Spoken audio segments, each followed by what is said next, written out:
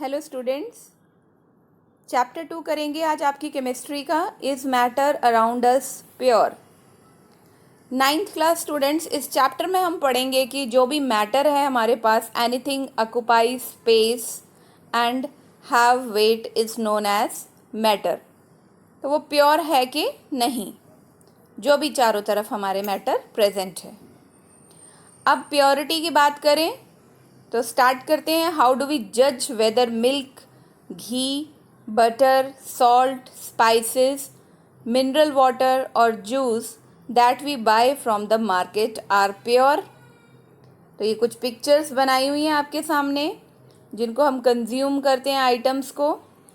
So have you ever notice the word pure written on the packs of these consumables. Consumables मतलब जिनको हम अपने घरों में कंज्यूम कर रहे हैं, the things, the substances which are able to consume.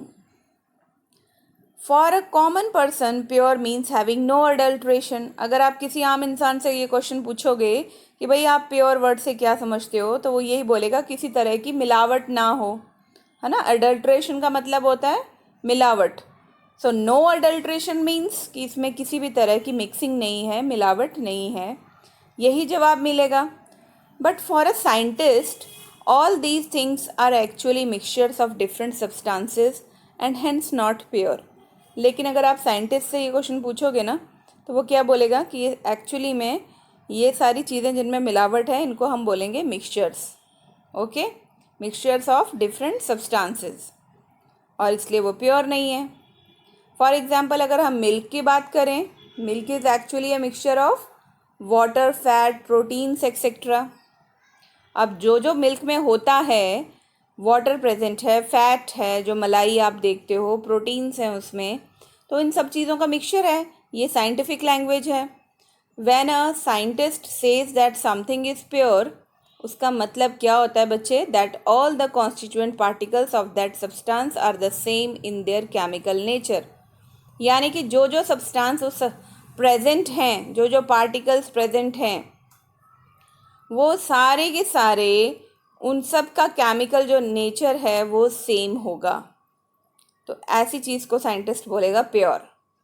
A pure substance consist of a single type of particles, कह लो।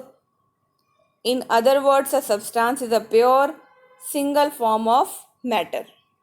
Okay, then as we look around, we can see that most of the matter around us exists as mixtures of two or more pure components. For example, अगर हम सी water की बात करते हैं, minerals की बात करते हैं, सॉइल की बात करते हैं, these all are what? Mixtures. They have different components, two or more than two. So what is a mixture? 2.1. Mixtures are constitutes by more than one kind of pure form of matter. Now we know that dissolved sodium chloride can be separated from water by the physical process. This process is known as, अब यहाँ पूछा गया है कि sodium chloride जो है water में mix है, NaCl, ठीक है, जिसको आप नमक कहते हो। तो हमें पता है हम इवेपोरेशन के प्रोसेस से उसको सेपरेट कर लेते हैं। However sodium chloride is itself a pure substance, क्योंकि इसके अंदर जितने भी केमिकल पार्टिकल्स हैं उन सब का नेचर जो है केमिकल सेम है, and cannot be separated by physical process into its chemical constituents. और हम किसी भी फिजिकल प्रोसेस से, जैसे बॉइलिंग से, इवेपोरेशन से, हम लोग इसके केमिकल कॉन्स्टिट्यूएंट्स को अलग नहीं कर सकते। इसी तरह से बच्चे, sugar is a substance which contains only one kind of pure matter and its composition is the same through out. Soft drinks हैं, सॉइल है, वो सिंगल प्योर सब्सटेंसेस नहीं हैं, उनमें मिक्सचर है, एडिशन है, अडल्ट्रेशन है। Now what ever the source of a pure substance may be, it will always have the same characteristic properties. यानी प्योर सब्सटेंस का सोर्स कुछ भी हो, ठीक है, लेकिन उसकी जो केमिकल कैरेक्टरिस्टिक्स प्रॉपर्टीज हैं जो उसकी, वो सेम होंगी। Therefore we can say that a mixture contains more than one pure substance. इसलिए हम मिक्सचर की डेफिनेशन तो ये दे सकते हैं कि ऐसे सब्सटेंसेस जिनमें more than two pure substances present हो। ओके, नाउ 2.1.1 में आप पढ़ोगे टाइप्स ऑफ मिक्सचर्स कितने होते हैं। अब depending upon the nature of the components, अगर हम कंपोनेंट्स के नेचर की बात करें जो एक मिक्सचर को बना रहे हैं, ठीक है, किस तरह के कंपोनेंट्स हैं जो मिलकर मिक्सचर तैयार कर रहे हैं, we can have different types of mixtures, ठीक है। तो अलग अलग तरह के मिक्सचर्स हमारे पास आएंगे। इसके लिए एक्टिविटी 2.1 कर लेते हैं। सबसे पहले आपने पूरी क्लास को डिवाइड करना है group A B C D में। ग्रुप ए ने एक बीकर लेना है जिसमें 50 ml पानी हो, उसमें 1 spatula full of copper sulphate powder डाल दीजिए। ग्रुप बी ने क्या करना है, 50 ml पानी सेम वैसे ही लेना है और 2 स्पैचुला उसमें full of copper sulphate powder डाल देने हैं। देन ग्रुप सी और डी ने they can take different amounts of copper sulphate and potassium permanganate or common salt and mix the given components to form a mixture. Now report the observations on the uniformity in colour and texture. तो बेटा आप क्या देखोगे, group A and B have obtained a mixture which has a uniform composition through out, यानी ए और B में uniform composition होगा through out. आइए देखते हैं ए और बी में क्या लिया था। ए में हमने लिया था कॉपर सल्फेट पाउडर, है ना, 1 स्पैचुला, और बी में हमने लिया था 2 स्पून लिए थे हमने कॉपर सल्फेट पाउडर के ही।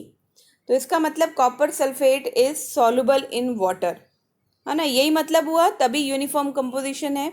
सच mixtures are called homogeneous mixtures. तो आप एग्जाम्पल दे सकते हो, यहाँ पर आपको MCQ क्वेश्चन बन गया एक, write down in your copies कि होमोजीनियस मिक्सचर्स और सॉल्यूशंस में अगर आपको एग्जाम्पल आता है copper sulphate solution with water, तो आप वहाँ पर होमोजीनियस की ऑप्शन को टिक कर सकते हो।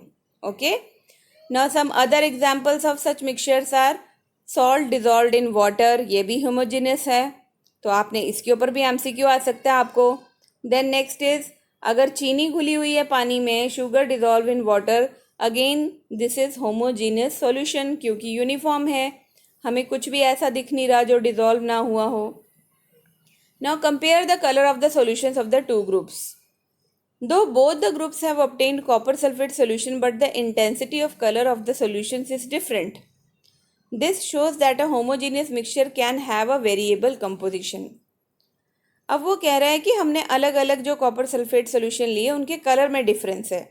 इसका मतलब ये चीज़ प्रूव हो रही है कि होमोजेनियस मिक्सचर जो हैं उनके वेरिएबल कंपोजिशन हो सकते हैं, यानी अलग अलग अमाउंट भी हो सकता है इनमें। Group C and D have obtained mixtures which contain physically distinct parts and have non-uniform composition है उसमें। such mixtures are called heterogeneous mixture, जिसमें non-uniform compositions होते हैं। तो what are heterogeneous mixtures? write down mixtures having non-uniform compositions। तो अगर आपके पास मिक्सचर ऑफ सोडियम क्लोराइड और आयरन फिलिंग्स है, यानी आयरन फिलिंग्स मिक्स हैं सोडियम क्लोराइड में, तो ये आपके पास heterogeneous मिक्सचर होगा, नॉन यूनिफॉर्म है। Salt and sulphur and oil and water, they are examples of heterogeneous mixtures. तो राइट डाउन, ये MCQs में पूछा जा सकता है कि सोडियम क्लोराइड और आयरन फिलिंग्स के मिक्सचर को क्या कहते हैं, तो हेट्रोजीनियस मिक्सचर कहते हैं बच्चे। सॉल्ट एंड सल्फर और इसी तरह से ऑयल और वाटर, ये तो आप देख ही सकते हो वो मिक्स नहीं होते आपस में, they are the examples of heterogeneous mixtures. तो ये MCQ के फॉर्म में आपसे पूछे जा सकते हैं। नेक्स्ट एक्टिविटी 2.2 में देखिए, let us again divide the class into 4 groups. भाई बहुत मज़ा आ रहा है इनको क्लास को बार बार डिवाइड करने में, फिर से कर देते हैं क्लास को ABCD ग्रुप्स में डिवाइड। अब हम उनमें डिस्ट्रीब्यूट करेंगे सैंपल, हर एक ग्रुप को सैंपल देंगे। Okay, few crystals of copper sulphate to group A को दे दिए, कॉपर सल्फेट के क्रिस्टल्स, हाँ, और ग्रुप B को हमने दिए 1 फुल ऑफ कॉपर सल्फेट, ठीक है। देन C को चॉक पाउडर दे दिया या फिर व्हीट फ्लोर दे दिया। देन ग्रुप D को हमने दिया फ्यू ड्रॉप्स ऑफ मिल्क और इंक टू ग्रुप D। अब देखना है हमने इन चारों ग्रुप्स में क्या होता है। Now each group should add the given sample in water and stir properly using a glass rod.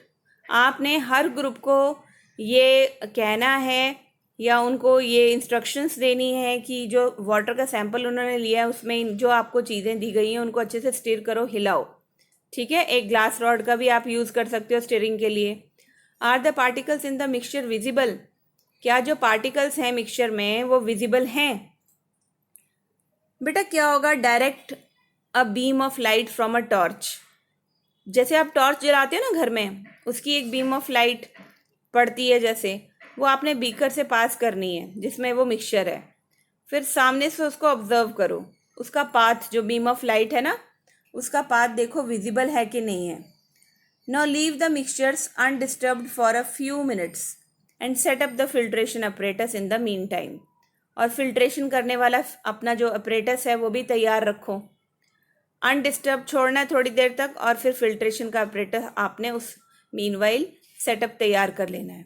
Is the mixture stable और do the particles begin to settle after some time? No filter the mixture, क्या देखोगे, is there any residue on the filter paper? जब आप filter करोगे बच्चे तो क्या आप देखोगे कोई रेजिड्यू कुछ बचा है फिल्टर पेपर के ऊपर, है ना, कि सारा का सारा फिल्टर हो गया, ये चीज़ ऑब्जर्व करोगे। Now discuss the results and form an opinion, आपस में एक दूसरे के रिजल्ट्स देखो सभी के, और फिर एक ओपिनियन बनाओ। क्या ओपिनियन बनानी है आपने, कि जो ग्रुप ए है बच्चे आपका एंड बी है, ठीक है, उनके पास सॉल्यूशन है, ग्रुप सी के पास एक सस्पेंशन है। मैं ये क्या चीज़ें बोल रही हूँ, सॉल्यूशन, सस्पेंशन, ग्रुप डी के पास कोलॉइडल सॉल्यूशन है, तो इनका क्या मतलब है समझो ज़रा। देखो बेटा ए और बी में सॉल्यूशन है, ठीक है, तो हम ये देख लेते हैं ए और बी को क्या मिला था। कॉपर सल्फेट तो पहले मैंने बता दिया आपको, होमोजीनियस है, मिक्स हो जाता है, ठीक है। फिर अगेन कॉपर सल्फेट बी में भी है, तो इसका मतलब ए और बी सॉल्यूशन है जिसमें सॉल्यूट और सॉल्वेंट मिक्स है ना, होमोजीनियस मिक्सचर है। जो ग्रुप सी है उसमें सस्पेंशन है, चॉक पाउडर दिया था ना उसे, सस्पेंशन यानी पार्टिकल्स हमें दिख रहे हैं बीच में हैंग करते हुए, जब लाइट पास करेंगे ना टॉर्च की तो उसमें पार्टिकल्स दिख रहे हैं हमें। ग्रुप डी में कोलॉइडल सॉल्यूशन है, आइए देखिए ग्रुप डी को क्या दिया था, मिल्क दिया था या इंक दी थी, है ना। तो मिल्क और इंक को अगर हम करते हैं पानी में डिज़ोल्व तो हमारे पास कोलॉइडल सॉल्यूशन यानी कोलाइड्स आएंगे। ओके, अब ज़रा आगे देखते हैं, आगे क्या पूछा है। ये देखो, ये फिल्ट्रेशन का ना सेटअप भी बनाया हुआ है, फिल्टर पेपर को कैसे यूज़ करके आपने सेटअप बनाना है वो आपको हेल्प दी हुई है, with the help of diagram आप देख सकते हो। Now we shall learn about solution, suspensions and colloidal solutions. Okay, milk और इंक में बने थे बेटा कोलॉइड्स। कॉपर सल्फेट जब वाटर के साथ मिक्स किया गया तो बना था सॉल्यूशन। चॉक पाउडर को जब हमने वाटर में ऐड किया तो बने थे सस्पेंशंस। तो ये एग्जाम्पल्स आपको एमसीक्यू की फॉर्म्स में पूछे जाएंगे। ओके, इसके लिए आप तैयार रहो। देखो बच्चे, अगर आपने चैप्टर की एक्सप्लेनेशन ध्यान से सुनी है तो 90% चांसेस होते हैं आपका पूरा पेपर सही जाने के, इसलिए बिना चैप्टर को पढ़े एमसीक्यूज के पीछे मत दौड़िए, ठीक है। ये हमारा एक्सपीरियंस कहता है कि अगर चैप्टर का कंसेप्ट आपको क्लियर है बच्चे, तो आप बुक के क्वेश्चंस, बैक क्वेश्चंस तो कर ही लोगे खुद, लेकिन जो आपको एमसीक्यूज चैप्टर के बीच में से पूछे जाते हैं इन टेक्स्ट, वो भी आप सॉल्व कर लोगे 100%। इसलिए हर एक लाइन का कंसेप्ट, हर वर्ड का मीनिंग आपको डीप सेंस में आना चाहिए। तभी मैं ये वीडियोस में बार बार कहती हूँ कि चैप्टर की एक्सप्लेनेशन को सुनिए, बार बार सुनिए, so that you can be able to solve the questions yourself. Okay, तो चलिए इस चैप्टर के क्वेश्चन भी आप देख लेते हैं। What is meant by a substance, एक सब्सटेंस क्या है, having particles, okay, having which occupy space and having mass, that is known as substance made up of various particles. Now second में आप देखो, list the points of difference between homogeneous and heterogeneous. पहला difference तो यही आएगा कि homogeneous mixtures जो होते हैं they are having uniform particles होते हैं throughout the mixture. Okay, तो इसमें आप एग्जाम्पल दे सकते हो कॉपर सल्फेट सोल्यूशन का वाटर में, और हेट्रोजीनियस मिक्सचर्स में आप बता सकते हो कि किस तरह से जो चॉक पाउडर है वाटर में ऐड नहीं होता, है ना। तो इससे भी अच्छा एग्जाम्पल है आपका जैसे मैंने बताया सोडियम क्लोराइड में आयरन फिलिंग्स मिक्स हैं, ऑयल एंड वाटर है तो वो आपस में मिक्स नहीं होता, तो उसको कहते हैं हम हेट्रोजिनस मिक्सचर्स। ओके, तो ये आपके दोनों क्वेश्चन जो हैं, पहले डेफिनेशन आ गई इनकी और फिर एग्जाम्पल्स दे दो, तो ये क्लियर हो गए। देखो कुछ भी मुश्किल नहीं लगा और दोनों ही हमने डिस्कस किए थे, कोई बाहर से नहीं है क्वेश्चन। नेक्स्ट 2.2 देखिए, what is a solution. Solution क्या है? जब भी हम सॉल्यूशन की बात करेंगे तो हम ये वर्ड ज़रूर ऐड करेंगे, solution is a homogeneous mixture. Otherwise वो सॉल्यूशन है ही नहीं, या तो वो सस्पेंशन होगी या कोलाइडल होगा। ओके, तो मैं आपको फिर क्लियर कर देती हूँ। अगर आपको डेफिनेशन आती है व्हाट इज़ अ सॉल्यूशन और एमसीक्यू में लिखी हुई हैं ऑप्शंस चारों ABCD, तो आपने किस पे टिक लगाना है? What is a solution? It is a homogeneous mixture of 2 और मोर सब्सटेंसेस। ये है आपकी डेफिनेशन सॉल्यूशन की, इसको अंडरलाइन कर लो। होमोजीनियस मिक्सचर है, वाई? क्योंकि वो मिक्स हैं एक दूसरे के अंदर। Now you come across various types of solutions in your daily life, जैसे लेमनेड है, नींबू पानी, सोडा वाटर है, they are the examples of solutions. Okay, वो सॉल्यूशंस के एग्जाम्पल हैं। Now this lemonade, soda water, these all are examples of solutions. क्यों बेटा? क्योंकि लेमनेड में थ्रू आउट जो पार्टिकल्स हैं सॉल्यूशन के वो यूनिफॉर्म हैं। इसी तरह से सोडा वाटर में भी आप इनको फिल्ट्रेशन के द्वारा अलग नहीं कर सकते, ठीक है ना? आप इनको फिल्टर करके सेपरेट नहीं कर सकते सॉल्वेंट और सॉल्यूट को। So these are the examples of solutions. Now usually we think of a solution as a liquid that contains either a solid, liquid और a gas dissolved in it, ठीक है? तो usually हम क्या बोलते हैं कि सॉल्यूशन क्या है? लिक्विड है ना, जिसमें सॉलिड होगा एज अ सॉल्यूट, या लिक्विड है या गैस है। लेकिन ऐसा नहीं है बेटा, ध्यान से सुनोगे आप। We can also have solid solutions, हमारे पास सॉलिड सॉल्यूशंस भी होते हैं जिनको हम एलॉयज़ कहते हैं, ठीक है? तो इसका मैं आपको एग्जाम्पल आपकी बुक में ही दे रखा है, जैसे ब्रास, ठीक है? ब्रास एलॉय है किसका? 30% जिंक है इसमें, 70% कॉपर है। अब ये अलॉयज़ को हम सॉल्यूशन तो कह देते हैं, but they are considered as mixtures. क्यों? क्योंकि अलॉयज़ में बेटा ध्यान रखोगे जो कॉन्स्टिट्यूएंट होते हैं सॉल्यूशन के, सॉल्वेंट और सॉल्यूट जो है, तो ये कॉन्स्टिट्यूएंट्स जो हैं वो डिफरेंट अपनी प्रॉपर्टीज़ शो करते हैं, है ना? इसलिए इनको मिक्सचर कंसिडर किया जाता है। और इसी तरह से गैसियस सॉल्यूशंस का तो बेस्ट एग्जांपल है एयर आपके पास, है ना? In a solution there is homogeneity at the particle level. अब इस चीज़ को समझो, what is the meaning of homogeneity at the particle level, यानी जितने पार्टिकल्स होंगे ना सॉल्यूशंस के बच्चे, वो सारे क्या होंगे? होमोजीनियस। अगर हम किसी सॉल्यूशन की बात कर रहे हैं, ठीक है, हम उनको सेपरेट नहीं कर सकते फिल्ट्रेशन से। For example lemonade taste the same throughout, ठीक है, उसका टेस्ट एक जैसा लगता है ना आपको। This shows that particles of the sugar or salt they are evenly distributed in the solution. Okay, now alloys की यहाँ पे डेफिनेशन दी है बच्चे। They are the mixtures of 2 or more metals or a metal and a non-metal and cannot be separated into their components by physical methods. Now but still an alloy is considered as a mixture because it shows the properties of its constituents and can have variable composition.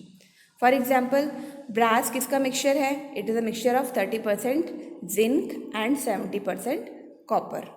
Okay, तो क्यों mixture बोला गया alloy को? हमने क्यों नहीं solution बोला? क्योंकि इसके जो कॉन्स्टिट्यूएंट्स हैं जिंक और कॉपर, वो अपनी प्रॉपर्टीज़ शो करते हैं, ठीक है, और उनका कंपोजिशन भी वेरिएबल है, कम और ज़्यादा। जैसे जिंक का 30% है और कॉपर का 70% है। नेक्स्ट बेटा हम पढ़ेंगे a solution has a solvent and a solute. जैसे मैं बार बार नाम ले रही थी पहले भी, एक सॉल्यूशन में एक तो सॉल्वेंट होता है, एक सॉल्यूट होता है। तो जो कंपोनेंट सॉल्यूशन में डिज़ोल्व करता है दूसरे कंपोनेंट को, उसको हम कहते हैं सॉल्वेंट, और ये ज़्यादा अमाउंट में होता है, ठीक है ना, क्योंकि इसने अपने अंदर डिज़ोल्व करना होता है। The component of the solution that is dissolve, और जिसको हम डिजॉल्व कर रहे हैं सॉल्वेंट के अंदर, that is known as solute, and it is usually present in lesser quantity as compare to solvent. Okay, अब एग्जाम्पल से आपको बिल्कुल क्लियर बता दिया गया है। ये आपका सबसे इजी चैप्टर है केमिस्ट्री का बच्चे। फर्स्ट एग्जाम्पल देखो, सोल्यूशन यहाँ पे sugar in water is a solid in liquid, क्योंकि शुगर सॉलिड है, आप वाटर में डाल रहे हो तो किसका एग्जाम्पल है, सॉलिड इन लिक्विड सॉल्यूशन का। तो यहाँ पर जो आपका शुगर है वो सॉल्यूट है, तो लेस अमाउंट में होगा एज कंपेयर टू वाटर जो आपका सॉल्वेंट है। तो यहाँ से क्लियर हो गया आपको। अब सेकंड एग्जाम्पल दिया है आयोडीन। आयोडीन सॉलिड होता है बच्चे, ठीक है, सॉलिड पाउडर होता है, इसका पार्टिकल्स होते हैं। जब आप इसको अल्कोहल में डिप करोगे, अल्कोहल लिक्विड है, ठीक है, तो आयोडीन का अमाउंट कम होगा, अल्कोहल का ज़्यादा होगा, तो इसको हम बोलते हैं टिंक्चर ऑफ आयोडीन। तो आपको ये क्वेश्चन बहुत बार आता है एमसीक्यू की फॉर्म में, ध्यान से सुनेंगे कि जो सॉल्यूशन है आयोडीन का, जिसको हम टिंक्चर ऑफ आयोडीन कहते हैं, वो किस तरह से हमें मिलता है, ठीक है। How do we obtain this? We obtain this when iodine solid as the solute dissolved in alcohol. Now next is aerated drinks like soda water. In this, the gas in liquid solutions. Gas is dissolved in liquid solutions. These contain carbon dioxide. Carbon dioxide act as solute and it is dissolved in water, and water is known as solvent. Now next, in fourth example, air is a mixture of gas in gas. Okay, air is a homogeneous mixture of a number of gases. बहुत सारी gases इसमें mix है। अब ये homogeneous mixture क्यों बोल रहे हैं बेटा? क्योंकि हम इनको सेपरेट नहीं कर सकते। Okay, its two main constituents are oxygen and nitrogen. अब यहाँ पर देखो आप, रेशियो अलग अलग है ना, oxygen 21%, nitrogen 78%।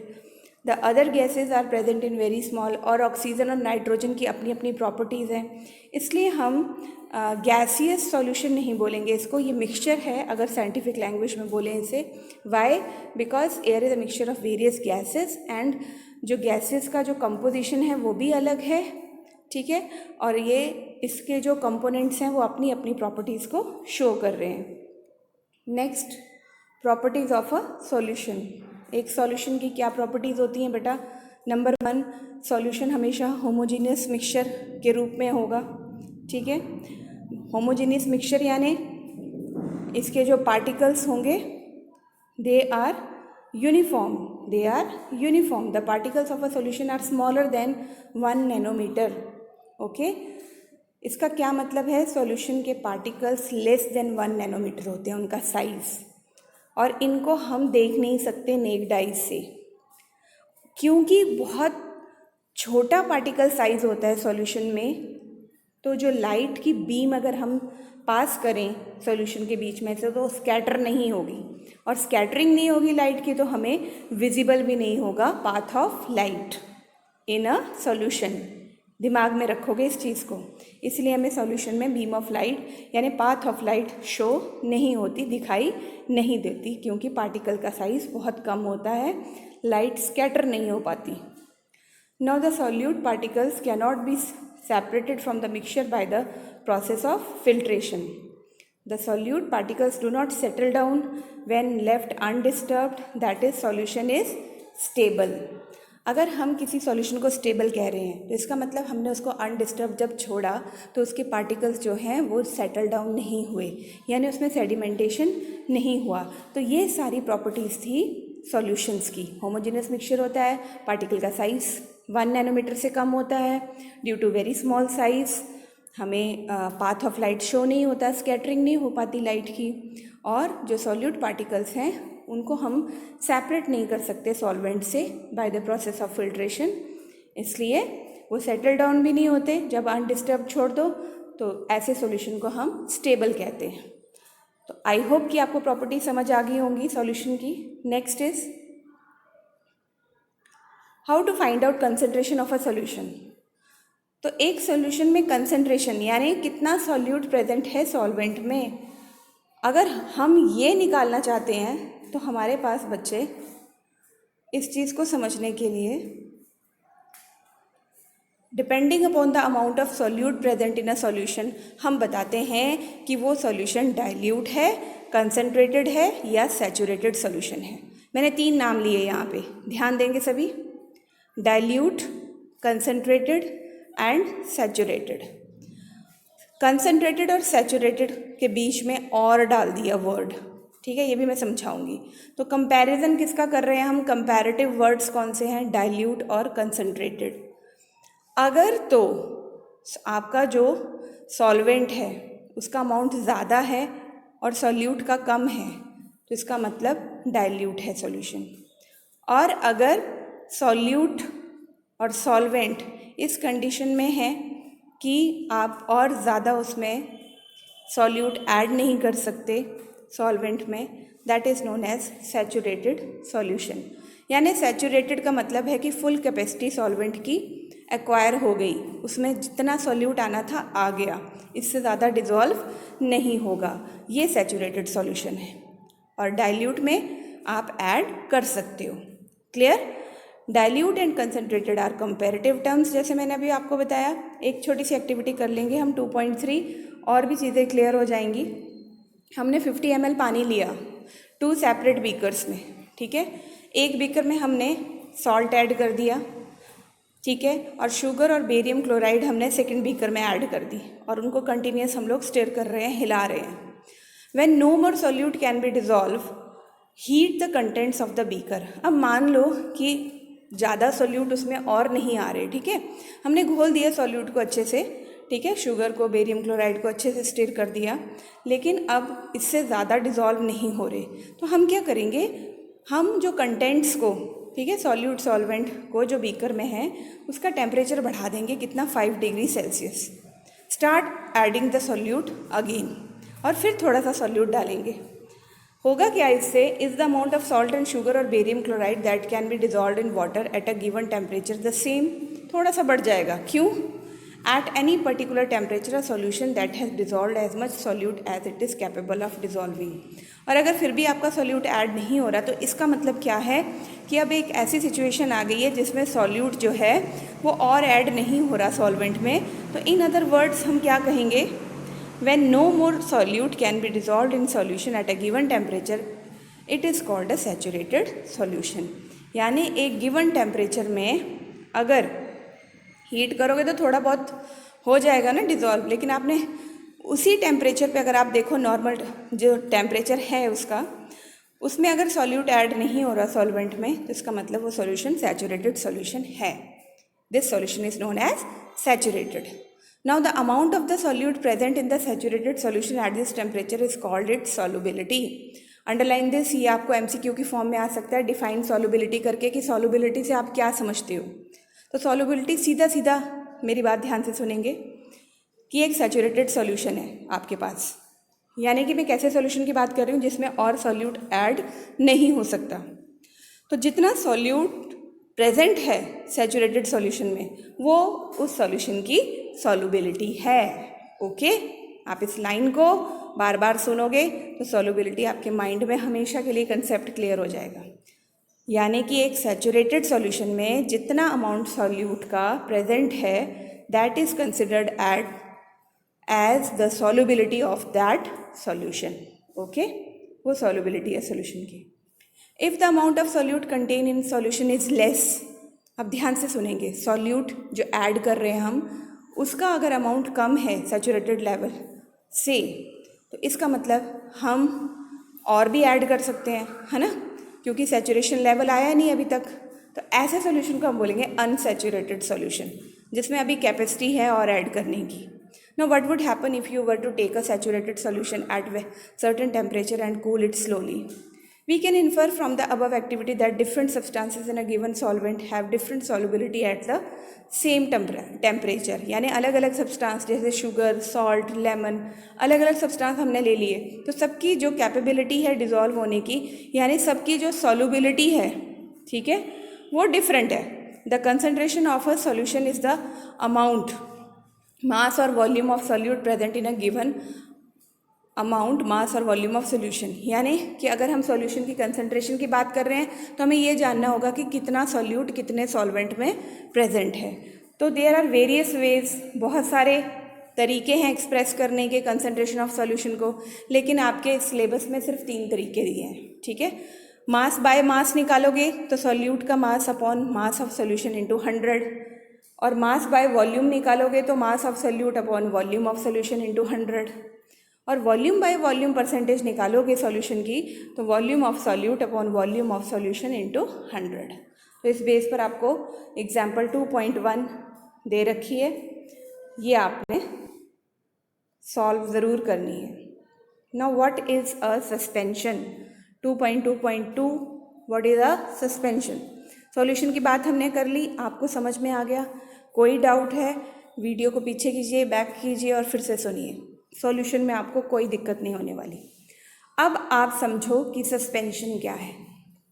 Okay, non homogeneous systems की बात करेंगे हम। सॉल्यूशन में हमने होमोजीनियस यानी यूनिफॉर्म थ्रू आउट उसकी बात की थी, लेकिन अब पार्टिकल्स का नेचर कैसा आ गया? नॉन होमोजीनियस, एक जैसा नहीं है। जैसे कि बेस्ट एग्जाम्पल है अ suspension is a heterogeneous mixture है ये, ठीक है, जिसको हम सेपरेट कर सकते हैं। Solute particles they do not dissolve, पर सस्पेंडेड रहते हैं बल्क ऑफ मीडियम में।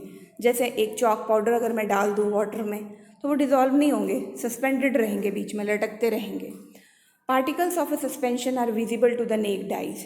और जैसे मैंने बात की सॉल्यूशंस में पार्टिकल्स हमें विजिबल नहीं थे, पार्टिकल का साइज़ 1 नैनोमीटर से कम था, है ना। We are not able to see the particles of solution.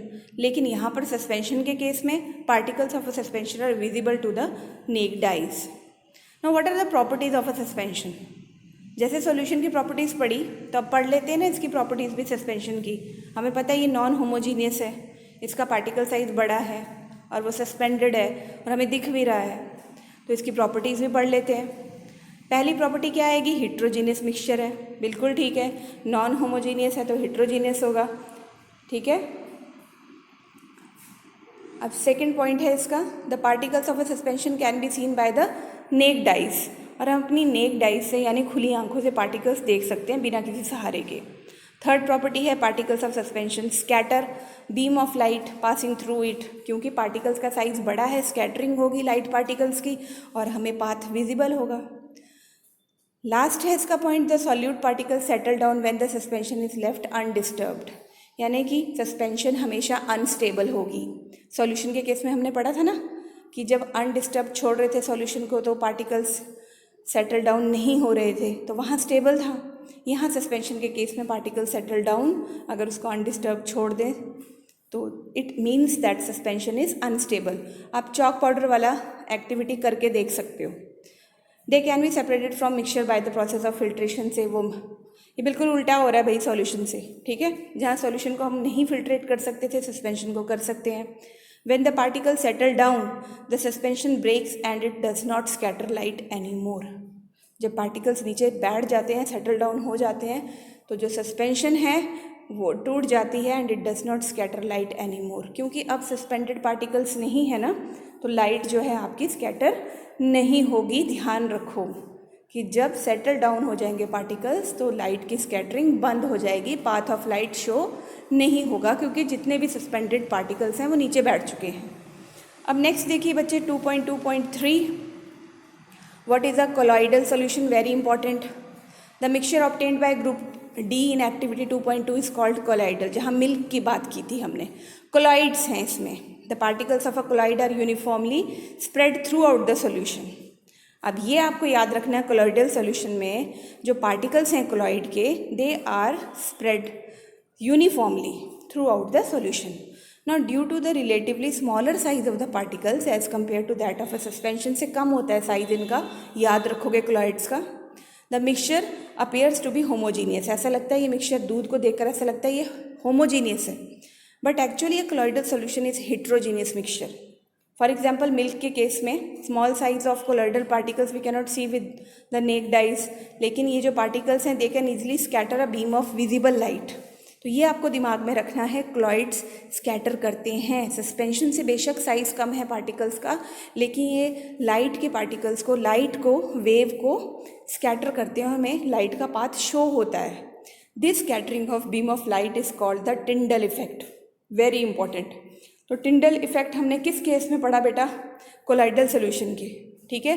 Due to collides, जो पार्टिकल्स हैं उनकी वजह से scattering of beam of light is possible. और इस इफेक्ट को हम टिंडल इफेक्ट इसलिए कहते हैं क्योंकि इसको डिस्कवर करने वाला जो साइंटिस्ट था उसका नाम था, ठीक है। This is after the name of the scientist who discovered this effect. अब टिंडल इफेक्ट के आपको एग्जाम में ना कुछ चीज़ें पूछी जा सकती हैं कि मान लो कि ये fine beam of light is entering to a room, एक कमरे में छोटी सी बीम ऑफ लाइट आ रही है एक छोटे से होल से। This happens due to the scattering of light by particles of dust and smoke in the air. Okay, हवा में जो डस्ट और स्मोक हैं उसकी स्कैटरिंग की वजह से ये सब कुछ हो रहा है। तो आप देखो, टॉर्च जब आप मारोगे, है ना, path of light becomes visible, क्योंकि स्कैटरिंग ऑफ लाइट हो रही है पार्टिकल से। अब यहाँ पर एक वर्ड लिखा है ना, solution of copper sulphate does not show Tyndall effect. क्यों? यस, सभी बच्चे बोल रहे हैं जिन्होंने मेरी वीडियो को ध्यान से सुना है, स्टार्टिंग से सुना है, तो वो बच्चों का आंसर आ रहा है और वो बैठे बैठे अपने घरों में मुझे आंसर किए जा रहे हैं, मुझे सुनाई दे रहे हैं कि जो कॉपर सल्फेट का सोल्यूशन होता है ना मैम, वो सॉल्युबल होता है, it is a true solution. तो ट्रू सॉल्यूशन में पार्टिकल का साइज़ 1 नैनोमीटर से कम होता है, इसलिए उसमें स्कैटरिंग ऑफ लाइट नहीं होगी, इसीलिए यहाँ पर टिंडल इफेक्ट शो नहीं करेगा solution of copper sulphate. Okay, लेकिन जो मिक्सचर है वाटर और मिल्क का, उसमें कोलाइड्स हैं, पार्टिकल का साइज सॉल्यूशन से बड़ा है, इसलिए वहाँ पर टिंडल इफेक्ट शो होगा, क्योंकि स्कैटरिंग ऑफ लाइट हो रही है। Now Tyndall effect can be observed when sunlight passes through the canopy of a dense forest। कितना ब्यूटीफुल सीन होता है ये, आप किसी जंगल में जाकर देखिएगा कैसे टिंडल इफेक्ट आपको जो डेंस फॉरेस्ट में शो होगा। सनलाइट पास करती है, पेड़ों के बीच में से होती हुई आती है through sun in the forest. Mist contains tiny droplets of water which act as particles of collide dispersed in air। होता क्या है, जैसे लाइट आती है तो एयर में वाटर है, टाइनी ड्रॉपलेट्स है, मॉइस्चर है, तो इसके जो पार्टिकल्स हैं वो कोलाइड का काम करते हैं। उसका मीडियम क्या है, डिस्पर्जन का, डिस्पर्स्ड इन एयर में फैले हुए हैं ना वाटर मॉलिक्यूल्स, तो स्कैटरिंग होती है लाइट की और हमें पाथ शो होता है, Tyndall effect. Now what are the properties of colloid? Colloid की प्रॉपर्टीज़ क्या हैं? A collide is a heterogeneous mixture, पहले भी बता दिया मैंने। Size of the particle collide is too small to be individually seen by naked eyes, नहीं दिखाई देता सॉल्यूशन की तरह, लेकिन उससे बड़ा होता है। Collides are big enough to scatter a beam of light। Okay, इतने पार्टिकल साइज होता है इसमें कि वो बीम ऑफ लाइट को स्कैटर कर सके और हमें जो पाथ है वो visible. That is why Tyndall effect का मैंने नाम लिया। They do not settle down when left undisturbed, that is a colloid is quite stable, यानी वो सेटल डाउन नहीं होते, ठीक है। तो they do not settle down when left undisturbed, इसका मतलब कोलाइड भी स्टेबल है सॉल्यूशन की तरह। याद करो, सस्पेंशन स्टेबल नहीं है, उसमें सेटल डाउन हो जाते हैं particles when it left undisturbed. Okay, लेकिन कोलाइड और सॉल्यूशन दोनों स्टेबल हैं। नाउ नेक्स्ट इज, ये टेबल पढ़ने से पहले बेटा यहाँ पे आ जाइए। They cannot be separated from the mixture by the process of filtration. अब अगेन कोलाइड्स भी सॉल्यूशन की तरह सेपरेट नहीं होते फिल्ट्रेशन के मेथड से, लेकिन और एक तरीका है सेपरेशन का जिसको हम स्पेशल टेक्निक को हम बोलते हैं सेंट्रीफ्यूगेशन। आपके घरों में मम्मियाँ मक्खन निकालती होंगी, है ना, तो वो सेंट्रीफ्यूगेशन गोल गोल घुमा के। ओके, तो ऐसी मशीन भी आती है क्रीम अलग करने की, तो this process known as centrifugation. तो कोलॉइडल पार्टिकल्स इससे सेपरेट हो जाते हैं। Now the components of colloidal solutions are the dispersed phase and the dispersed medium. अब कंपोनेंट्स जो होते हैं कोलॉइडल के, या तो वो डिस्पर्स्ड फेस होगा या डिस्पर्जन मीडियम होगा, दोनों को मिलाकर टिंडल इफेक्ट बनता है, ठीक है, कोलॉइडल सॉल्यूशन बनता है। द सॉल्यूट लाइक कंपोनेंट और the dispersed particles in a colloid form the dispersed face. मतलब जो सॉल्यूट है वो डिस्पर्स्ड फेस बोलेंगे उसको, और जो सॉल्वेंट है जिसके अंदर डिस्पर्स्ड फेस सस्पेंडेड है उसको हम बोलेंगे dispersing medium. Very simple. Colloids are classified according to the state, solid, liquid और गैस, ठीक है। of the dispersing medium and the dispersed phase. A few common examples are given in 2.1 table, which is very very important. ये भाई questions बहुत easy हैं. Homogeneous heterogeneous mixture में difference बताना है एग्जांपल्स के साथ. सोल सॉल्यूशन एंड सस्पेंशन में बताना है आपको. Then to make a saturated solution 36 gram है सोडियम क्लोराइड के, that is dissolve in 100 gram of water at temperature दे रखा है. Find its concentration at this temperature. Okay, तो मास अपॉन मास इंटू 100 आ जाएगा, आपका आंसर आ जाएगा कंसनट्रेशन का. ये टेबल आप सब बच्चों ने याद करना है कि अगर लिक्विड गैस है उसकी एग्जाम्पल एरोसोल और फॉग, क्लाउड्स, मिस्ट इसके अंदर आते हैं, जिसमें डिस्पर्स्ड फेस लिक्विड है, आपका डिस्पर्सिंग मीडियम गैस है. ओके, यानी एयर. तो इस तरह से ये सारे एग्जाम्पल्स आप लर्न करोगे. एग्ज़ाम्स में इसके बेस पर MCQ ज़रूर पूछे जाते हैं बच्चे, इनको ऐसे ही नहीं छोड़ना आपने, ये आपके माइंड में क्लियर होने चाहिए. Now separating the components of a mixture. अब यहाँ सेपरेशन की बात आई कि हम कंपोनेंट्स मिक्सचर के किस तरह से अलग कर सकते हैं. We have learn that most of the natural substances are not chemically pure. हमें पता है ना कि ज़्यादा सब्सटेंसेस जो हैं वो केमिकली प्योर नहीं होते, यानी उनकी केमिकल प्रॉपर्टीज़ सेम नहीं होती. डिफरेंट मेथड ऑफ सेपरेशन है अलग अलग कंपोनेंट्स को मिक्सचर से अलग करने के लिए. इनकी अगर हम स्टडी करें तो heterogeneous mixtures can be separated into their respective constituent bye simple physical method like hand picking है, सिविंग है, फिल्ट्रेशन है, डे टू डे लाइफ में कर रहे हैं हम. अब आपको ये अलग अलग तरीके करने हैं from the point of examination. 2.3.1 में देखिए, how can we obtain coloured component dye from blue black ink. यानी कि हमने कलर्ड कंपोनेंट डाई हमें कैसे मिलेगी ब्लू ब्लैक इंक से. तो एक्टिविटी 2.4 है ये, fill half a beaker with water. आपने बीकर को पानी से भरना है, ठीक है. Put a watch glass on the mouth of the beaker. Put a few drops of ink on the watch glass. सबसे पहले पानी ले लिया, वॉच ग्लास ले ली, ठीक है. वो माउथ पे रख दिया आपने बीकर के, जिसमें आपने आधा पानी भरा हुआ है. अब आपने कुछ ड्रॉप्स इंक की डालनी है वॉच ग्लास में. Now start heating the beaker. को हीट करना शुरू कर दो. We do not want to heat the ink directly. You will see that evaporation is taking place from the watch glass. ठीक है, ऐसा हमने इसलिए किया क्योंकि हम इंक को डायरेक्टली हीट नहीं करना चाहते. इवेपोरेशन आप देखोगे होगी continuous heating as the evaporation goes on and stop heating when you do not see any further change on the watch glass. Now observe carefully and record your observations. इस तरह से आप करोगे. ये पूरा सिस्टम आपको बना कर दिया हुआ है, कैसे बीकर के ऊपर वॉच ग्लास रखी है, उसमें इंक है, फिर उसको हीट कर रहे हैं तो इवेपोरेशन हो रही है. तो बेटा इसके करने का हम क्या ऑब्जर्वेशन हमारे पास आएगी. ये कुछ क्वेश्चंस हैं जिनके आंसर आपको देने हैं. What do you think that has got evaporated from the watch glass. Watch glass में से आप क्या सोचते हो क्या इवेपोरेट हुआ होगा. Is there a residue on the watch glass. कुछ बचा होगा. What is your interpretation. आप क्या इंटरप्रेट कर रहे हो, किस नतीजे पे पहुँचे हो. Is ink a single substance, pure है, और इज़ इट अ मिक्सचर, या फिर ये मिक्सचर है. बेटा we find that ink is a mixture of a dye, ठीक है, इन वाटर. यानी एक डाई है जो पानी में घोलो तो इंक बनती है. Okay, thus we can separate the volatile component solvent from its non volatile solute by the method of evaporation. जब इवेपोरेशन हुई ना बेटा, तो जो सॉल्वेंट था, वाटर था, वो इवेपोरेट होके उड़ गया, और जो रेजिड्यू बच गया ना, वो डाई थी आपके पास नॉन वोलाटाइल. ठीक है, तो इवेपोरेशन के मेथड से आपने इसको सेपरेट किया. ये आप पेपर में याद रखोगे. इंक को आपने किस तरह से सेपरेट किया, इंक और वाटर को. जो डाई प्रेजेंट थी, डाई जब वाटर में डिज़ोल्व होती है तो इंक बनती है, तो डाई आपकी रह गई और वाटर इवेपोरेट हो गया. तो दोनों कंपोनेंट्स आपने अलग कर लिए by the process of evaporation. Now next 2.3.2, how can we separate cream from milk. एक नाम लिया था मैंने मेथड का, दैट इज़ सेंट्रीफ्यूगेशन, है ना. फुल क्रीम मिल्क ले लो एक टेस्ट ट्यूब में, सेंट्रीफ्यूगेट कर दो उसको मशीन में डाल के फॉर 2 मिनट्स. अगर वो नहीं है आपके पास तो आप मिल्क चर्नर होता है सबके घरों में, गोल गोल मम्मियाँ घुमाती हैं, किचन में होता है, आप उसको यूज़ कर सकते हो. तो मिल्क डेयरी नियर बाई है आपके, तो वहाँ जाकर आप पूछ सकते हो कि कैसे सेपरेट किया जाता है क्रीम को दूध से. How they make cheese, paneer दूध से कैसे बनाते हैं. Now answer, what do you observe on churning the milk. क्या ऑब्जर्व करोगे. Explain how the separation of cream from milk takes place.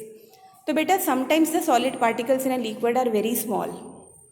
ठीक है, कभी कभी होता है किसी लिक्विड में जो सॉलिड पार्टिकल्स हैं वो इतने छोटे होते हैं कि वो एक फ़िल्टर पेपर से भी पास हो जाते हैं। तो ऐसों के लिए फिल्ट्रेशन टेक्निक जो है वो फेल हो जाती है। तो such mixtures they are separated by the process of centrifugation, जैसे हमने कोलाइड्स में पढ़ा मिल्क के केस में। The principle is that the denser particle are forced to the bottom and the lighter particle stay at the top when spun rapidly. क्या principle है इसमें, underline कर लेंगे कि जो आपके डेंस पार्टिकल्स हैं, बड़े पार्टिकल्स हैं, ये आपको एमसीक्यू में आ सकता है क्वेश्चन कि किस तरह से सेपरेशन होती है सेंट्रीफ्यूगेशन में, कौन सा प्रिंसिपल काम करता है। तो ध्यान से सुनेंगे, डेंस पार्टिकल्स यानी जिनकी डेंसिटी ज़्यादा है, डेंसिटी ज़्यादा है तो ऑब्वियस वो नीचे जाएंगे बॉटम में सॉल्यूशन के, है ना। और जो लाइटर पार्टिकल्स हैं ऑब्वियस है वो ऊपर आएंगे टॉप पे, तो उनको हम फटाफट बाहर स्पन कर लेंगे, निकाल लेंगे। अब इसकी एप्लीकेशन कहाँ कहाँ होती हैं, ये बहुत इंपॉर्टेंट है, एमसीक्यूज़ में आ सकती हैं, थ्योरी पेपर में भी आ सकती हैं। Used in diagnostic laboratories for blood and urine test के लिए। ठीक है, सेंट्रीफ्यूगेशन हमारी लेबोरेटरीज में यूज़ होता है डायग्नोस करने के लिए ब्लड और यूरिन के test. Used in dairies and home to separate butter from cream, ये तो आपको पता ही है।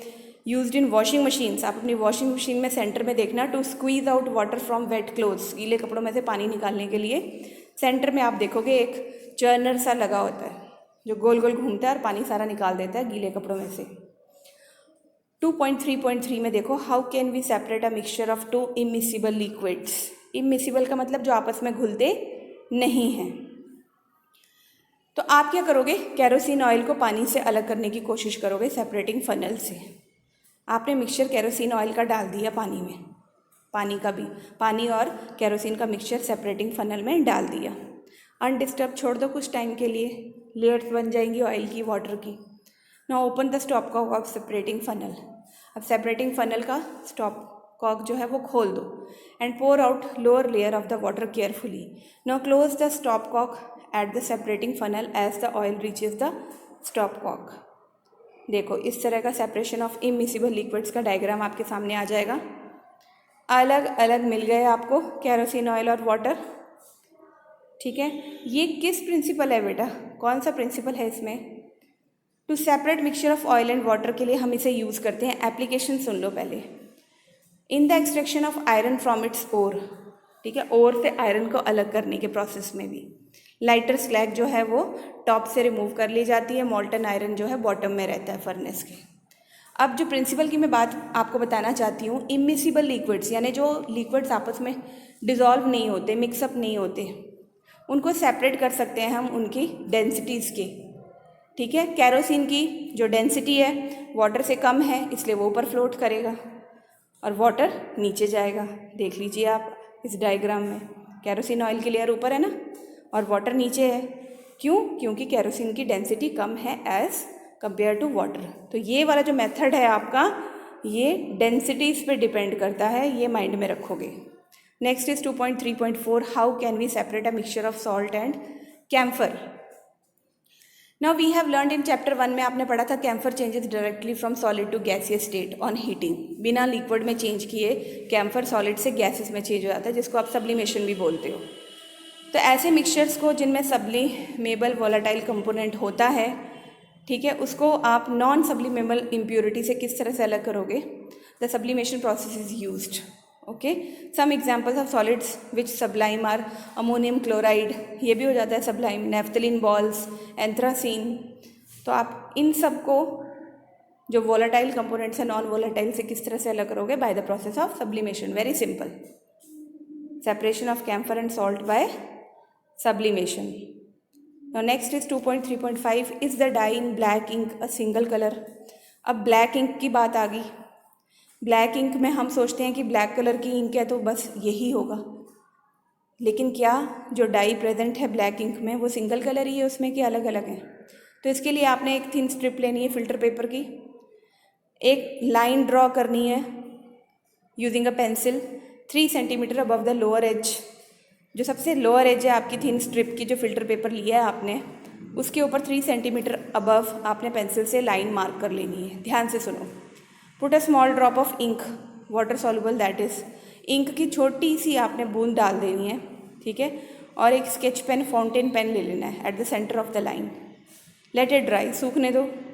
Lower the filter paper into a jar, जो भी आपने लिया जिसमें पानी है, so that the drop of ink on the paper is just above the water level.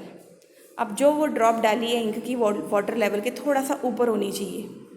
Dip कर दो as shown in figure 2.8b and leave it undisturb, छोड़ दो। Then you have to watch carefully as the water rises up, जैसे जैसे पानी ऊपर आएगा on the filter paper record your observations. ये देखिए, separation of dyes in black ink using chromatography. इस प्रोसेस को बेटा हम बोलते हैं क्रोमेटोग्राफी। ओके, तो यहाँ glass rods, paper clips, jar, strip of filter paper, spot of ink, water, सब कुछ दिख रहा है ना आपको। वाटर लेवल से ऊपर रखा है स्पॉट ऑफ इंक को। तो आप क्या देखोगे? No answer. What do you observe on the filter paper as the water rises on it? पानी का लेवल बढ़ेगा तो आप क्या देखोगे? Do you obtain different colours on the filter paper strip पे अलग अलग कलर दिखाई दिए? What according to you can be the reason for the rise of the coloured spot on the paper strip? क्या रीज़न हो सकता है? The ink that we use has water as the solvent, ठीक है, and the dye soluble in it. Okay, जो हमने black ink उठाई थी ना बच्चे, उसमें पानी जो है वाटर है वो सॉल्वेंट है, और जो डाई मिक्स की है वो सॉल्यूट का काम कर रही है। As the water rises on the filter paper it takes along with it the dye particles. जैसे जैसे पानी बढ़ेगा, लेवल बढ़ेगा उसका, अपने साथ वो डाई के पार्टिकल्स भी लेकर जाएगा। Usually a dye is a mixture of 2 और मोर कलर्स। ये आपको पता होना चाहिए, सिंगल कलर नहीं होता डाई में, मिक्सचर होता है डाई में 2 और मोर कलर्स का। The coloured component that is more soluble in water rises faster. और जो कलर्ड कंपोनेंट पानी में ज़्यादा सॉल्युबल होगा वो फास्ट राइज करेगा। In this way the colours get separated. Okay, तो यहाँ पे सॉल्युबिलिटी ऑफ कलर्स काम करेगी। डिफरेंट सॉल्युबिलिटी ऑफ कलर्स है पानी में, तो उसके अकॉर्डिंग आपको डिफरेंट कलर्स स्ट्रिप्स पे मिल जाएंगे। जो जितना ज़्यादा सॉल्युबल होगा वो उतने ही टॉप पर होगा उसका कलर। ओके, तो बहुत इजी वे से मैंने आपको समझा दिया ये। अब देखिए ज़रा, this process of separate of components of a mixture is known as chromatography. तो क्रोमा का ग्रीक मीनिंग है colour. This technique was first use for separation of colours, so this name was given. ठीक है, colour को separate करने के लिए पहली बार यूज़ की गई थी, इसलिए यही नाम दे दिया इसको। Chromatography is the technique used for separation of those solutes that dissolve in the same solvent. यानी अलग अलग सॉल्यूट्स अगर सेम सॉल्वेंट में डिजॉल्व हैं तो वहाँ पर हम मेथड यूज़ करेंगे क्रोमेटोग्राफी का। ये एमसीक्यू में आ सकता है कि अगर बहुत सारे सॉल्यूट्स एक ही सॉल्वेंट में हैं तो उनको किस तरह से अलग करना है, bye the process of chromatography. आप तब रजनीश मैम को याद कर लीजिए कि मैम ने क्या बोला था और फटाफट टिक लगा दीजिए क्रोमेटोग्राफी पे। जिसने ये चैप्टर सुन लिया बेटा उसको एक्स्ट्रा पढ़ने की ज़रूरत है ही नहीं, सब कुछ मैंने डिटेल में बताया हुआ है। With the advancement in technology newer techniques of chromatography have been developed. और भी नई टेक्निक्स आ गई हैं हमारे पास। You will study about chromatography in higher classes में, आप पढ़ोगे केमिस्ट्री में। अब ये कहाँ यूज़ होती है, एप्लीकेशंस क्या हैं? To separate colours in a dye, वो तो हमने देख ही लिया। Pigments from natural colours, okay. Now drugs from blood, अगर आपके ब्लड में दवाइयाँ मिक्स हैं अलग अलग, तो वहाँ पर भी क्रोमेटोग्राफी के थ्रू आप उनको सेपरेट कर सकते हो। Now 2.3.6 how can we separate a mixture of 2 miscible liquids. अगर अब हमारे पास लिक्विड आ गए सॉल्युबल फॉर्म में, मिसिबल है, ठीक है। अब तक हमने जितने भी किए वो इमिसिबल थे, आपस में डिज़ोल्व नहीं होते थे। तो मिसिबल लिक्विड्स के लिए क्या करेंगे? Let us try to separate acetone and water from their mixture. Acetone और पानी को ज़रा अलग करके दिखाओ। डिस्टिलेशन फ्लास्क लेनी है। याद रखोगे मिसिबल के केस में डिस्टिलेशन वर्ड आया है, ठीक है। कनेक्शन दो, मिसिबल लिक्विड्स यानी सॉल्युबल लिक्विड्स, इनके लिए हमने डिस्टिलेशन वर्ड यूज़ किया, ओके। एक थर्मामीटर फिट कर दो, अरेंज करो ऑपरेटर्स को, 2.9 फिगर में शो किया हुआ है, देखो ज़रा इस तरह से। Heat the mixture slowly keeping a close watch at the thermometer. Now acetone जो है वो वेपराइज होना शुरू हो जाएगा and when it condenses in the condenser and can be collected from the condenser. Outlet से आप उसको कलेक्ट कर सकते हो कंडेंस होने के बाद। Water is left behind in the distillation flask, पानी रह जाएगा डिस्टिलेशन फ्लास्क में। आपको आंसर करना है। आप what do you observe as you start heating the mixture. जब आपने मिक्सचर को हीट करना शुरू किया तो आपने क्या ऑब्जर्व किया। At what temperature does the thermometer reading become constant for some time. ऐसा कोई टाइम आया जहाँ पर रीडिंग कॉन्स्टेंट हो गई हो। What is the boiling point of acetone. का बॉइलिंग पॉइंट क्या है ये पता होना चाहिए। Why do the two component separate. क्यों सेपरेट हुए। अब यहाँ पर बॉइलिंग पॉइंट की बात कर रहे हैं तो हम इसका प्रिंसिपल में ज़रूर होगा कि based upon the different boiling points. This method is called distillation. It is used. Distillation में हमेशा पहले इवेपोरेट किया जाता है बेटा, फिर कंडेंस किया जाता है और वापस हमें वही चीज़ मिल जाती है। It is used for the separation of components of mixture containing two miscible liquids that boil without decomposition and having sufficient difference in their boiling points. दो कंडीशंस हैं इसमें। डिस्टिलेशन में आप मिसिबल लिक्विड ले रहे हो, दोनों एक दूसरे में डिज़ोल्व हैं, लेकिन फ़र्क कहाँ है उनके बॉइलिंग पॉइंट में। ठीक है, उनके बॉइलिंग पॉइंट में डिफरेंस होना ज़रूरी है, तभी पॉसिबल होगा ये प्रोसेस सेपरेशन का, अदरवाइज नहीं। To separate a mixture of two or more miscible liquids for which the difference in boiling points is less than 25 K fractional distillation process is used. अब ये भी ज़रूरी है कि जो उनका डिफरेंस होगा बॉइलिंग पॉइंट्स का, it should be less than 25 K। Okay, ये कंडीशन है। यानी कि दोनों जो लिक्विड्स हैं मिसिबल लिक्विड में, ठीक है, जो मिक्सचर है मिसिबल लिक्विड्स का, उसमें जो दोनों का बॉइलिंग पॉइंट होगा दैट शुड, जो उसका डिफरेंस है बॉइलिंग पॉइंट्स का, that should be less than 25 K। ठीक है, वहीं पर फ्रैक्शनल डिस्टिलेशन प्रोसेस यूज़ किया जाएगा। For example separation of different gases from air, different fractions from petroleum products. The apparatus is similar to that for simple distillation, except यहाँ फ़र्क क्या है, fractionating column is fitted in between the distillation flask and the condenser. ये question आपको MCQ की form में आ सकता है। What is the difference between distillation and fractional distillation.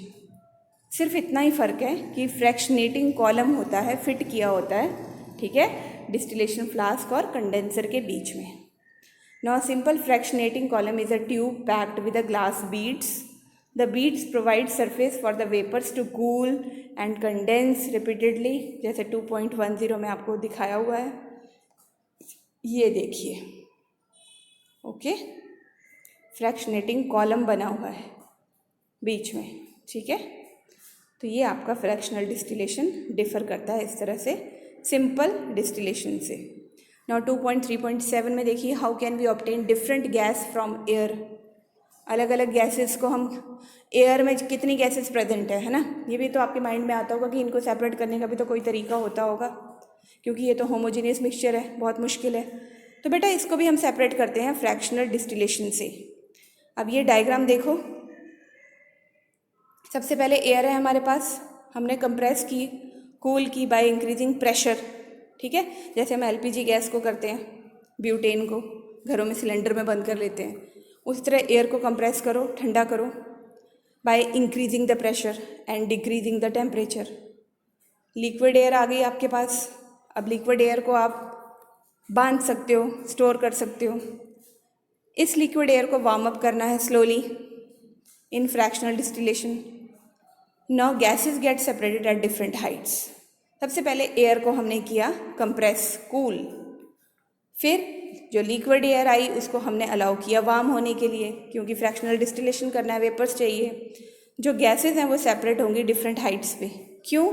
क्योंकि सबके जो बॉइलिंग पॉइंट्स हैं वो डिफरेंट हैं। Okay, now flow diagram shows the process of obtaining gases from air. Now if we want oxygen gas from air, हमें oxygen चाहिए, we have to separate out all the other gases present in the air. तो सबको ही separate out करना पड़ेगा, इकट्ठा air को compress करना पड़ेगा, कूल करना पड़ेगा, फिर उसको वार्म करना पड़ेगा, तब हमें according to the boiling points air जो है ऑब्टेन होगी। There is compressed by the increasing the pressure and is then cooled by decreasing the temperature to get liquid air. This liquid air is allowed to warm up slowly in a fractional distillation column where gases get separated at different heights depending upon their boiling points. Okay, now answer the following. आपने arrange करना है जो gases present हैं air में, increasing order of their boiling points, which gas forms the liquid first. तो यहाँ पर increasing order boiling point देखना है आपने कितना है, ये पता होना चाहिए आपको एयर का। यही प्रिंसिपल है इसमें, सेपरेशन ऑफ कंपोनेंट्स एयर का। ब्यूटीफुल डायग्राम है ये। देखिए किस तरह से एयर अंडर प्रेशर उसको ठंडा किया गया, फिर उसको वार्म किया गया, है ना, और वार्म करने के बाद अलग अलग बॉइलिंग पॉइंट्स पे सेपरेट हो गई। इस तरह से हमें लिक्विड ऑक्सीजन मिल जाएगी। Now 2.3.8 how can we obtain pure copper sulphate from an impure sample. यानी अगर हमें प्योर कॉपर सल्फेट चाहिए तो हमें इम्प्योर सैंपल में से कैसे मिलेगी। तो एक्टिविटी करते हैं, take some approximately 5 gram impure sample of copper sulphate in china dish में ले लो, डिज़ोल्व करो उसको मिनिमम अमाउंट ऑफ वाटर में। Now filter the impurities out. Now evaporate water from the copper sulphate solution so as to get a saturated solution. Now cover the solution with a filter paper and leave it undisturbed at room temperature to cool slowly for a day. You will obtain the crystals of copper sulfate in the china dish. ये आपने बेटा 7th class में बनाए हुए हैं copper sulphate के crystals. This process is known as crystallisation. Okay, तो answer दो आप। What do you observe in china dish? Do the crystals look alike? How will you separate the crystals from the liquid in the china dish? Now the crystallisation method जो है ना बेटा, ये use किया जाता है सॉलिड्स को purify करने के लिए। फॉर एग्जांपल जो हमें सॉल्ट मिलता है NaCl सी वाटर से इवेपोरेशन से, कैन हैव मैनी इम्प्योरिटीज़, बहुत ज़्यादा इम्प्योरिटीज़ होती हैं उसमें, तो उनको हटाने के लिए to remove these impurities the process of crystallisation is used. Crystallisation is a process that separates a pure solid in the form of its crystals from a solution.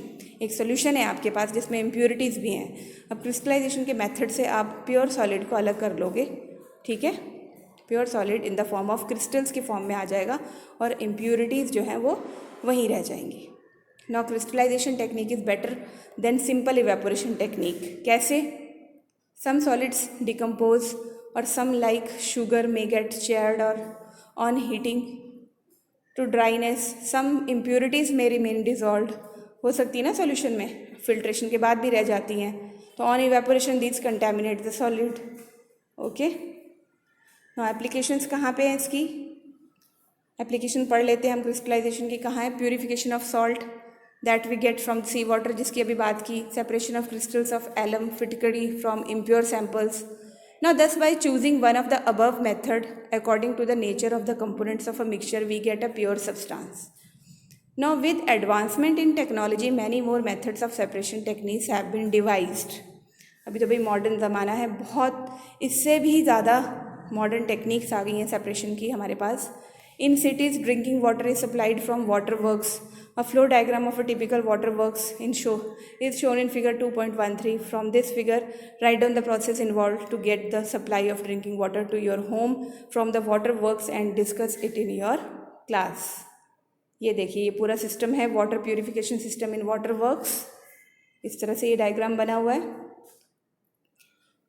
अब आप सोचोगे ना पानी कैसे आता है आपके घरों में, और सेव वाटर की टेक्निक पे अमल करोगे, इतनी लेबर के बाद हमारे पास प्योर वाटर पहुंचता है। नो क्वेश्चंस सॉल्व कीजिए इन्हें। फिजिकल एंड केमिकल चेंजेस जो आप शुरू से पढ़ते आ रहे हो, प्रीवियस चैप्टर में we have learned about a few physical properties of matter. कैसी प्रॉपर्टीज़ हैं? Colour, hardness, rigidity, fluidity, density, melting point, boiling point, they are physical properties. Okay, external properties, no new substance is formed here and reversible, ये चीज़ें जो हैं they are physical. The interconversion of states is a physical change because these changes occur without a change in composition, में कोई change नहीं होता, no change in the chemical nature of the substance, इसलिए इनको physical changes बोलते हैं। Although ice, water and water vapor, ये कब से आप एग्जाम्पल पढ़ते आ रहे हो, आइस को वाटर में चेंज करो, वाटर को आइस में चेंज करो। Both water and cooking oil are liquid but their chemical characteristics are different. लेकिन अगर हम पानी और कुकिंग ऑयल की बात करेंगे तो उनकी केमिकल प्रॉपर्टीज़ अलग अलग हैं, है ना। They differ in order, smell भी अलग अलग है, इनफ्लेमेबिलिटी भी, उनका जो बर्निंग वाला जो पॉइंट है वो भी डिफरेंट है। We know that oil burns in air whereas water extinguishes fire, है ना। हमें पता है कि जो ऑयल है वो एयर में बर्न होता है, वेयर एज जो पानी है वो आग को बुझाता है। It is this chemical property of oil that makes it different from water.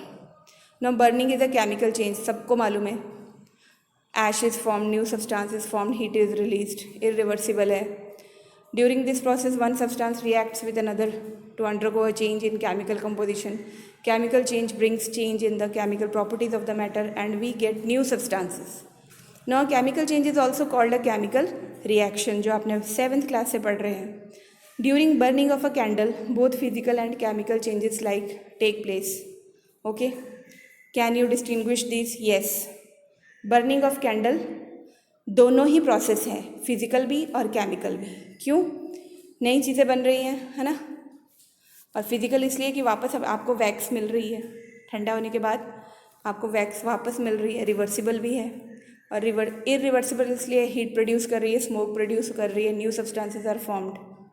तो वो दोनों है. बर्निंग ऑफ कैंडल दोनों हैं, बोथ फिजिकल एंड केमिकल. तो what are the types of pure substances, यहाँ बात करेंगे. On the basis of their chemical composition substances can be classified either as elements और कंपाउंड्स. कि केमिकल कंपोजिशन के basis पर हम बताते हैं कि सब्सटेंसेस जो हैं वो एलिमेंट्स हैं या कंपाउंड्स हैं. अब हम एलिमेंट्स की बात करें तो रॉबर्ट बॉयल था फर्स्ट साइंटिस्ट जिन्होंने एलिमेंट टर्म यूज़ की. कब बेटा? 1661 में. MCQ में आ सकता है ये. Name of the scientist Robert Boyle. Okay. और ईयर कौन सा था? 1661. और इन्होंने क्या किया था? Use the term element first. Okay.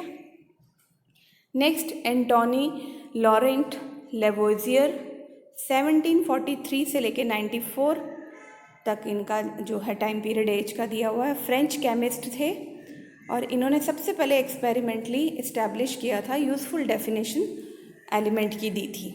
He defined an element as a basic form of matter that cannot be broken down into simpler substances by chemical reactions.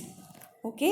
Chemical reaction से हम एलिमेंट को सिंपलर फॉर्म में नहीं change कर सकते. Elements can be normally divided into metals, non metals and metalloids. Okay. तो 3 चीज़ें आपने पढ़नी है. एलिमेंट्स किस किस में डिवाइड है बच्चे? मेटल्स में भी पढ़ते हैं एलिमेंट्स को हम, नॉन मेटल्स में भी और मेटलॉइड्स में भी. तो मेटल्स यूजुअली शो सम और ऑल द फॉलोइंग प्रॉपर्टीज़. ये सारी प्रॉपर्टीज़ मेटल्स की हैं जो आप छोटी क्लासेस से पढ़ते आ रहे हो, प्रीवियस क्लासेस से. दे हैव लस्टर, शाइन है ना. दे हैव सिल्वरी ग्रे और गोल्डन येलो कलर है. They conduct heat and electricity को कंडक्ट करते हैं. They are ductile, can be drawn into wires बन सकती हैं उनकी. दे आर मेलिएबल हैं, शीट्स बन सकती हैं when they are hammered. They are sonorous, sound करते हैं, making a ringing sound when hit. No examples of metals, बहुत सारे एग्जाम्पल्स हैं. Gold, silver, copper, iron, sodium, potassium आपकी बुक में दे रखा है. मरकरी एक अकेला मेटल ऐसा है जो लिक्विड रहता है रूम टेम्परेचर पर. Non metals usually show some of all the properties, following properties. Variety of colours हैं, पुअर कंडक्टर्स हैं हीट और इलेक्ट्रिसिटी के non metals. They are non lustrous. ठीक है. नॉट लस्ट्रस, सोनरस, मेलिएबल नहीं होते वो नॉन मेटल्स. नॉन मेटल्स के एग्जाम्पल्स भी आपको दे रखे हैं बच्चे.